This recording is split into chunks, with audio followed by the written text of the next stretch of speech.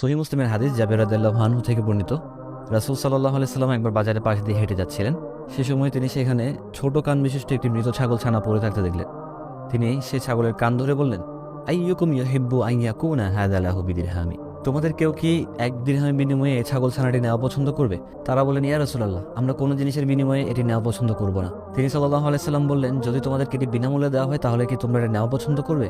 তারা বললেন, আল্লাহর কসম, যদি এটা জীবিত থাকতো তবুও সে ছোট কানের কারণে দোষযুক্ত ছিল, আর এখন তো সে মৃত, সেহেতু একে কে নেবে? তিনি সাল্লাল্লাহু আলাইহি সাল্লাম বললেন, ফাওয়াল্লাহি লাদ দুনিয়া আহওয়ানু আলাল্লাহি মিন হাযা আলাইকুম, তোমাদের নিকট এই মৃত ছাগল ছানাটি যেমন নিকৃষ্ট, আল্লাহর কাছে দুনিয়া এর থেকেও বেশি নিকৃষ্ট।